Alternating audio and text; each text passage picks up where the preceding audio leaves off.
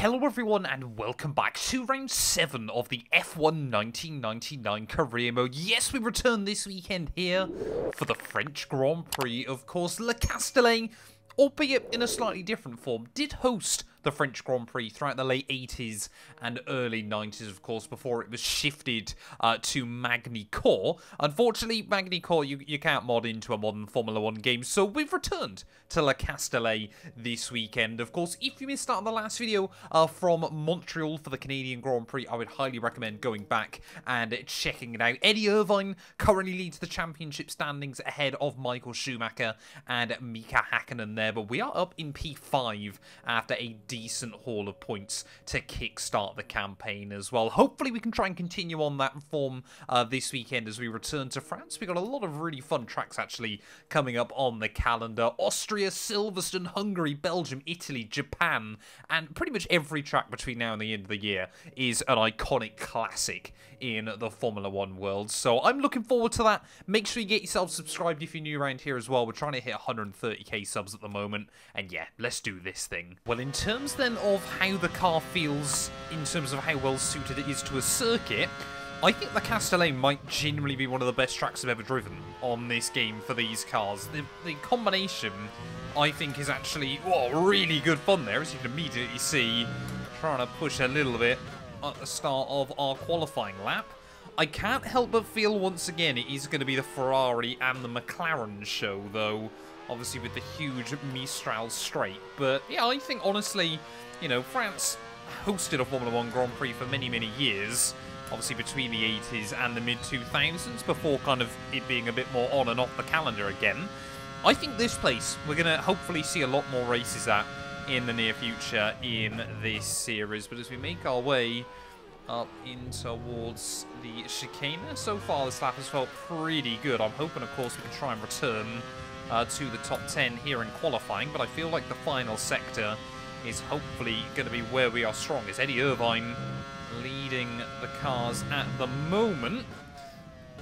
I know I had some of you kind of saying, you know, perhaps you should just, you know, simulate the rest of 1999 and go straight to 2000, but I do kind of still obviously want to do like a full playthrough with this mod as well, so that's kind of why I didn't, because it did kind of go through my mind that maybe, say, you know, we have a horrible crash or something and we can't race for the rest of 1999, but we return for 2000, but I didn't really want to do that, so that's why, as we make our way out the final corner, we're still racing at the moment, and up towards the start-finish line then, it is P7 at the end of qualifying as Schumacher storms to pole.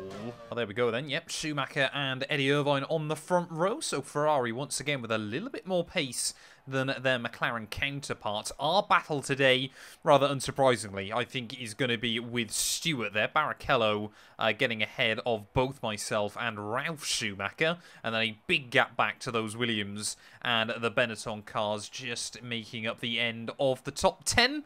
Arrows a long, long way off the pace. I think we're quite happy we're not racing one of their cars this season.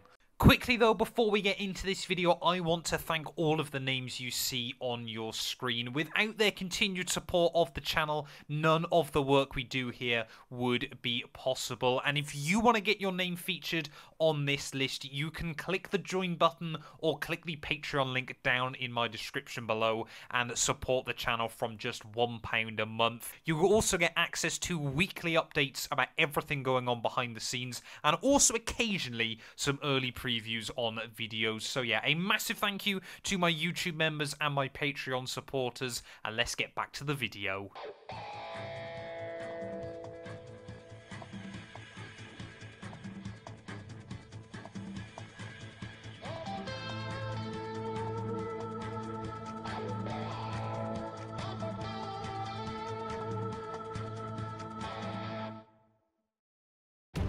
Welcome along then to France, host of the world-famous Tour de France. But we're not talking 2 wheels today, we're talking 4, in a country widely thought of as giving birth to the art of motor racing back in the late 1800s. We've come a long way since then, and you're about to find out how far. It's time for the French Grand Prix. The circuit Paul Ricard then, a 3.6 mile track, 25 miles east of Marseille. 15 corners here, 6 to the left and 9 to the right, with the main overtaking chance expected going into turn 8. Top speeds today should be around 205 miles per hour. With me today, of course, is Anthony Davidson. Let's talk about Mr. Monaco. That was a solid result in their last race.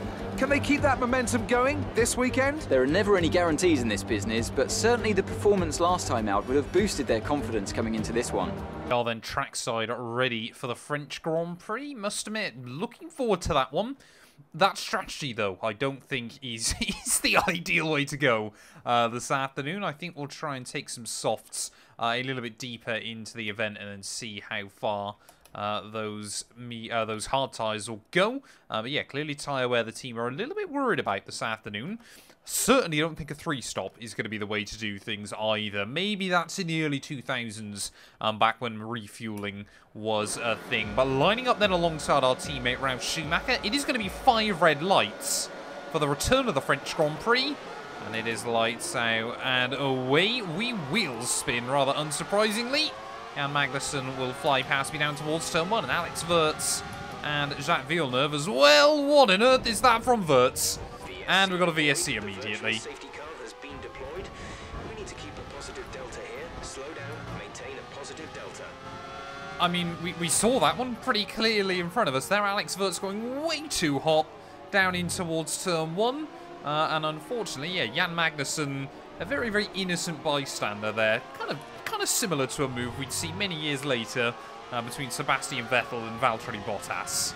Well, as the virtual safety car has come back in then, yeah, Jacques Villeneuve, Heinz-Harald Frentzen, they always seem to be quick actually in those Williams off the start of a Grand Prix. But yeah, now there is a huge opportunity for us to outscore Stewart here by quite a few points. Feel like they're still going to end up being our title rivals in the Constructors' Championship.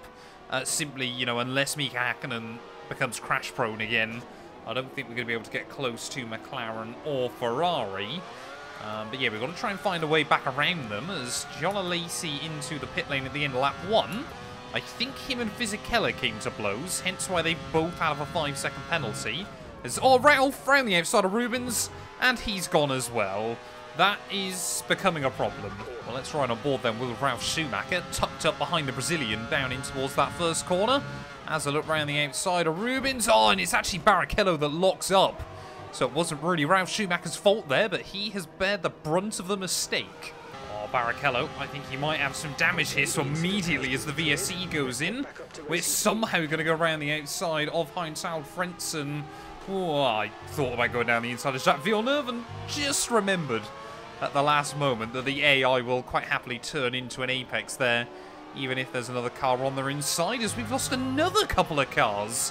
What is this? Watching one of Minardi's then, we've got a BAR just up in front, and, well, a BAR and I think the other Minardi have just kind of met in the middle. I was not expecting this race to be as chaotic as it's been so far. Jacques Villeneuve there, bit of a mistake through the final corner. He just gets a huge chunk of wheel spin, so he might be vulnerable as we make our way to start lap 3. This lap, you can use it when within 1 second of the car ahead and in the DRS zone. I mean, what is that by Villeneuve? The second time in half a lap, I can just tell he's going to be turning into an apex when I'm on his inside. I tell you what, watching that Williams car at the moment, it is very, very clear the downforce setting they've got on the car this weekend. And I believe the answer is no downforce at all. Jacques Villeneuve and Frentzen are both gaining huge chunks of time on both myself and Barrichello in a straight line. But I've never seen a car as understeery as Villeneuve's into a corner. Here he goes though, around the outside as they make their way up into the infamous turn 10. They somehow don't bang wheels there. I was expecting to see another 2 cars out of the Grand Prix. So Villeneuve, you can just see he's about to chop back into the racing line. Not checking his mirrors at all. Oh, here goes Jacques Villeneuve again to the outside of Rubens Barrichello. We've got to try and find a way to capitalise off this. Is Villeneuve, a very, very brave send, but he'll complete the move.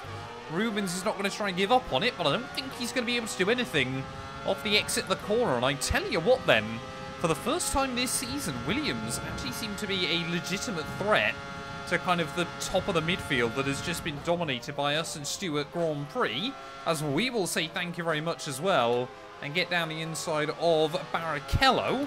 So up into P6 we go then. Jacques Villeneuve, though, it's safe to say, is back. I get that it also isn't a particularly traditional Williams livery, but I must admit, I honestly think this Williams car is one of, like, the weirdly iconic ones.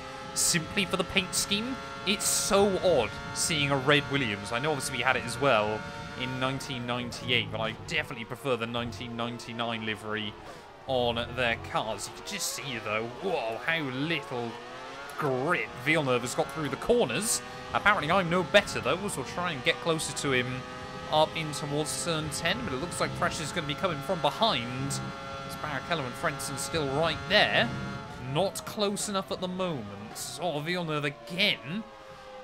Can see immediately we get right under his gearbox. And we have got... Whoa! What on earth is that?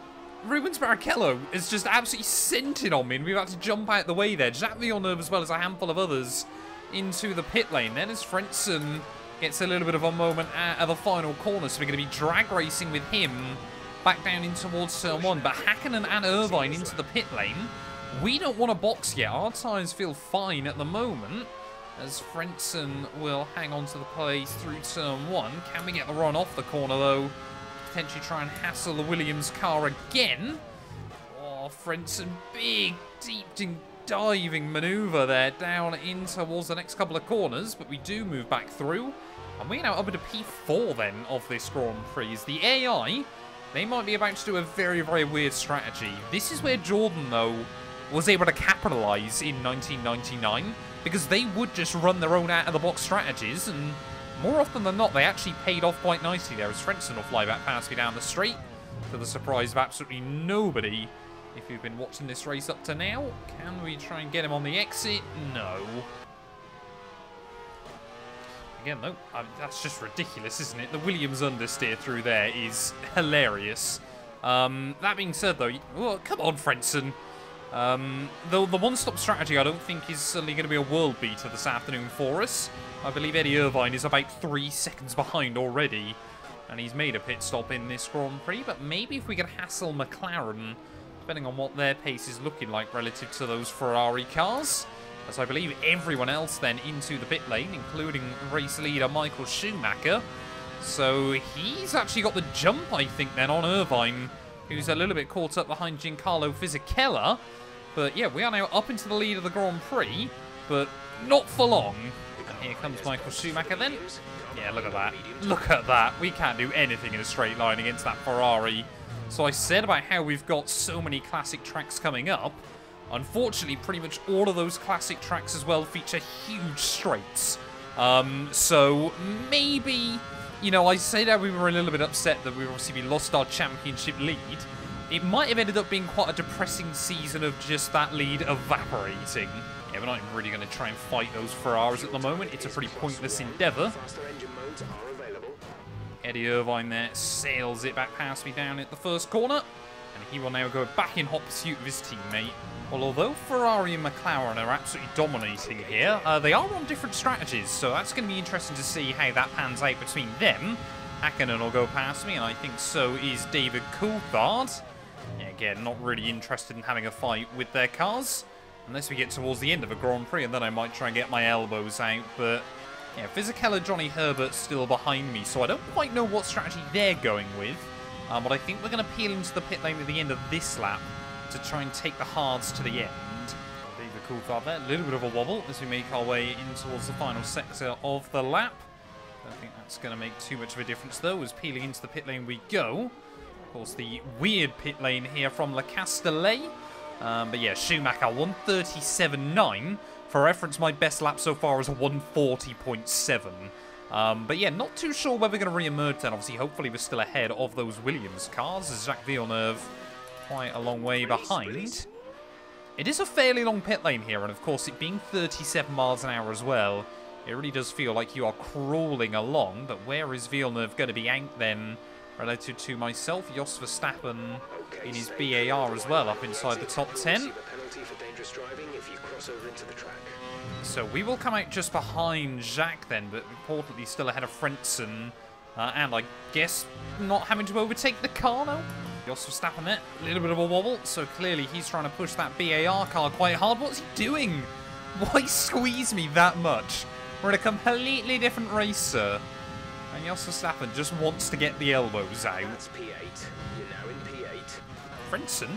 Frenzen's dived back into the pit lane then here, so I don't know whether he must have picked up some damage or something, because that is an incredibly short medium tyre stint in this GP. Frentzen already diving back into the pit lane. I'm still a little bit worried that the AI might be 2 or even 3 stopping this race. However, if it allows us to score more points, then I'm not going to complain. Well, I've no idea what's going on with the medium compounded tyres at the moment, but even just following Jacques Villeneuve, he is all over the road at this point of the GP, so we need to again try and find a way past the Williams car. Whoa, getting a big moment at turn 1 as we've got yellow flags. The car stopped somewhere on the road. As you can see, that's Johnny Herbert still just a little bit further up, but practically pushing Villeneuve along then at this stage of the GP. It is weird to see Williams back fighting. Certainly not complaining about it though, if we get to look at that beautiful livery. But of course, yeah, I've certainly got enough beef, I feel, with the Jacques Villeneuve at the moment. We certainly don't need anything being added to that, as this time around then, using all of the available RPM on the engine. So confident into the braking zone there, but it often compromises his exit off the turns. Maybe we're going to be able to hang under the gearbox. You can see that diffuser working away on that Williams car. As can we have a look down the inside? Not quite there. That was always going to be an opportunistic move, especially with Villeneuve's tendency to aim for an apex, despite not noticing where cars are. Down the inside we'll go though, and we are back up and into P7. Well, before I forget to mention it as well, I believe as of the day this video goes live, the whole new updated version of this F1 Ultimate Career Mode, including, I think, the 2005 and 2006 car pack, has now gone live. Obviously, if you're a member of Geki's Patreon, there'll be a link to that down in the description below. My plan is basically finish this season with the old version of the mod, and then as we move into 2000, of course, I'll do a little bit of testing behind the scenes, and then obviously, hopefully, we can go from there. I do believe as well it fixes the problem that we've had with this version of the mod, which ultimately led to it having to be reset. So I'm very, very excited to be going back onto that in the future. Of course, the F1 2000 season likely won't be until towards the end of the year. But yeah, I'm going to do, like I said, some testing behind the scenes once we finish 1999. And I am hoping, of course, that this save will transfer over. As end of lap 15 then, Giancarlo Fisichella into the pit lane. Herbert is not going to follow him, but he's going to make an absolute hash of that. And again, another AI. It seems to be a problem here that they just don't want to give me any room whatsoever. As we will get the jump on Fizzy though, so he's not going to be a threat towards the end of the race. I also have no idea what tyres he's going on to. Mediums, so he should be going to the end. Right, come on then, Johnny. You've had a good run in your Sauber so far today, but now it's time to let some of the quicker cars by. Eddie Irvine now is down to P4, so I think he's pit again then. So yeah, it does look like those Ferraris are definitely two-stopping. No idea what the McLaren cars are going to be doing here, but again, we'll try and do a similar move to what we did to Jos Verstappen earlier on. That Sauber car, that was a lot quicker than that BAR. So not going to be as easy to find a way around Herbert. But we should be able to, yeah, see the speed we've got towards the top end. Down the inside. We've just got that much more grip on the fresher tyres. And we are through and up into P5 then. As Schumacher dives into the pit lane as well. So yeah, the AI are making their second stop. But because those McLarens and Ferraris are so fast, I don't think we're going to see them. Yep, Johnny Herbert as well into the pit lane then at the end of lap 16. So clearly, yeah, the likes of Fisichella and Herbert, you know, they're on the same page as me. The one stop is definitely doable here. But no one else seems to believe that's the case. Well, I think we're going to be in for quite a lonely end to this race then, as Mika Häkkinen peels back into the pit lane at the end of 18. So, yeah, he's still going to be way out in front of me. So, unless those AI R3 stopping, which I doubt highly, yeah, I don't think we're really going to get a look in here towards the end of the race. Lap 18 completed, and Mika Häkkinen 12 seconds in front. Giancarlo Fisichella 18 seconds behind. David Coulthard in just one lap later. McLaren not even trying to go aggressive with one of their cars today. It really does seem like Ferrari have just got that little bit extra over the McLaren team at the moment. I just don't see a way in which they get a little bit closer in that fight. As Coulthard, the gap is... he's pretty much come out right behind Mika as well. So unless they fight, I just don't think we're going to see another car. Well, as always, then, this series has proven to be a race of attrition. I don't think Mika Salo's complaining too much, though. Up to P13 in that Arrows car for him. I think Shinji Nakano is running in the points here as well, which is always quite an impressive stat in this series. But yeah, 5 laps to go now. I don't think we're going to see a proper modern-day Ferrari pit stop. I think we are just bringing it home, as the gap to Fisichella and Villeneuve is going up quite alarmingly, actually. Well, I've just heard over the radio then, Michael Schumacher late on in the day has got some kind of problem here. So are we about to see Eddie Irvine being handed his second race victory in a row this season?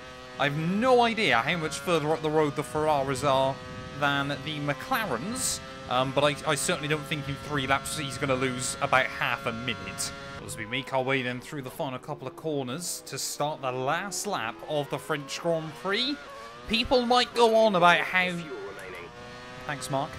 People might go on about, obviously, how, the V10 racing was better and things like that. Honestly, this is quite an accurate result for what would be a lot of late 90s and early 2000s Formula 1 Grand Prix.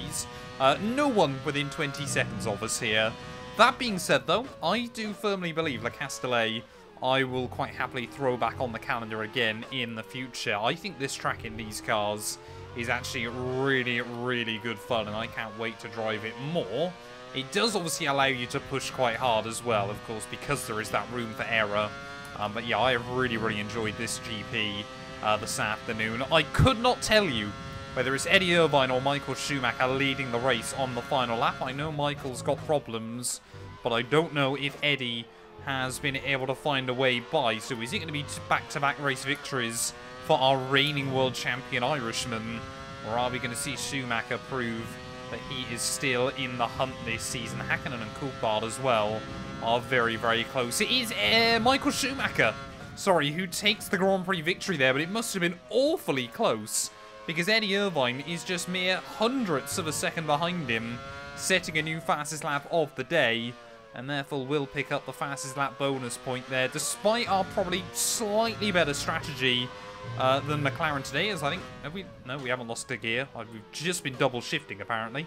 Yeah, unfortunately, despite our better strategy, nowhere we could close in on either of those teams. But at the final corner, it is another P5. We are once again best of the rest. We've witnessed some great battles around Paul Ricard today, and they've taken a fantastic win. Ant, talk to me. What do you think it was that sealed the win for them? I think that smart tyre management on track and very smooth driving definitely assisted in their victory today. That combination meant they got the absolute maximum out of their tyres at all times. And here we are, a team that is no stranger to the podium, taking their place on top once again. A sublime race today and a stunning win for Ferrari.